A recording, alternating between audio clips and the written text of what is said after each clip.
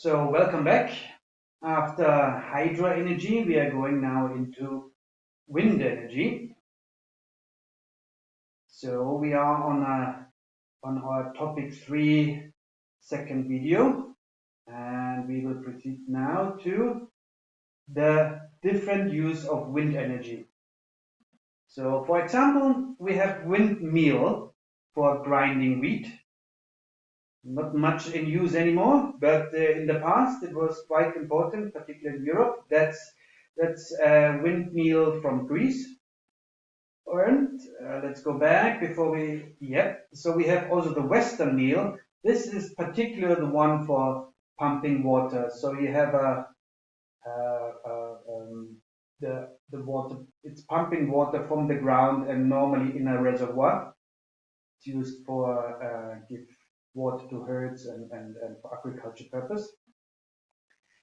Then we have a very interesting one. That's the maritime transportation support, a kite technology. So in front of the vessel there is a kite, and if the conditions are good, the wind conditions, you will get a fuel saving of approximately 20%. It's used for cargo ships because of their very bad CO2 emissions and the fuel which they're using. And then we have the wind turbine, which I want to go now a little bit more into detail, in particular in Mongolia. So let's start with the wind resource map of Mongolia. So if we look at excellent here, then this is an area of excellent wind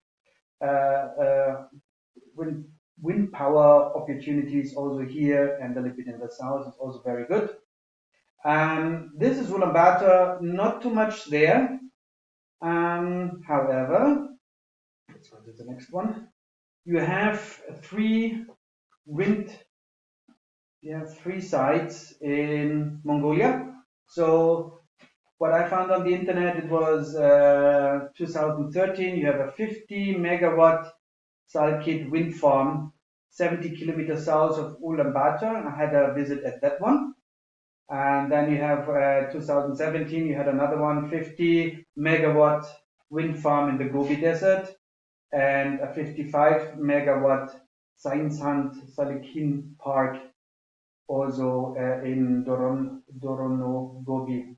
So the government policy aims to increase the power generation share of renewable energies to 20% by 2020 and 30% by 2030. We had that, I think, at the other slide with hydro. I mentioned that already there. Good. Let's go to the next slide. The next one is, I want to focus now with wind energy in the urban environment. So we have different kind of wind turbines. So we have the horizontal axis wind turbines. So there are different versions here, from 1 kilowatt to 20 kilowatt. The rotor needs to be positioned into the wind direction. So that's the difference main difference to the one which follows now. The vertical axis wind turbines. I just put two there. They are a little bit more.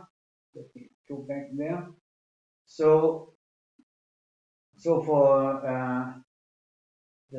we have two different kinds, the Darius and the Savonius, and they are actually going with the wind speed. They're not that noisy than the horizontal one, and the Darius one actually can even spin faster than the wind due to the design there. Good. Okay, then so you can see we already in the urban environment, these turbines are on the roof of buildings.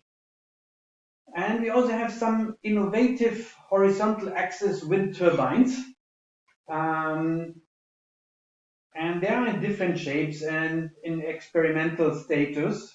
So you can see this one on the top of the roof, and I will come back to this one later on. because I want to show you wind orientation on the top of a building. This is one which I haven't seen at all in use. I think it's also still in the experimental status. And this one I put there because it looks very funny. And I'm not sure how the energy ball is performing. Just for, to see that there is continuous development in the wind power or wind energy generation. So, however, sounds promising with the wind generator, but I want to give you some considerations. So, let's go for the pros. So, reduction of CO2 due to the use of renewable energy, that's obvious. Preventing energy transport losses due to energy production on site. So, most of the time, there are on the roof the wind turbines.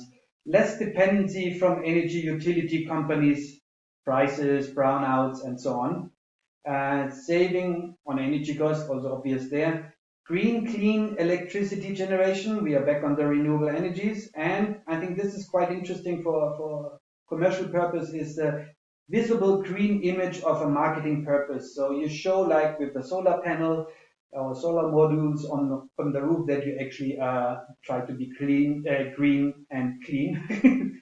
Okay. So other consideration is when you consider a wind turbine on the roof or on the building, it doesn't have to be always on the roof. The rotor size, which types is the most efficient one, availability of space, then how can the turbine orient or move on the space where it was put it.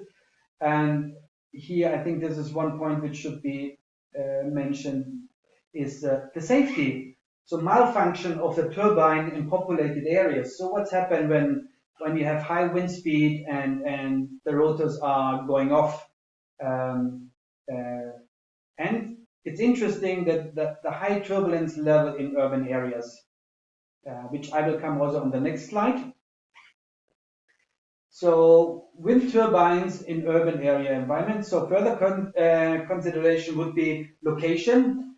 And I have to go out of the picture here. Good. Location. So that was the one which we already had a picture before, or kind of. And I think the idea is like to have that one on the roof in this position, because if the wind comes from that direction, you can gain the strongest wind here on the roof. So it actually looks like it is in this position. For this turbine, it will not get much. So the position on the roof is really depending also on availability and the location. Where is really the wind?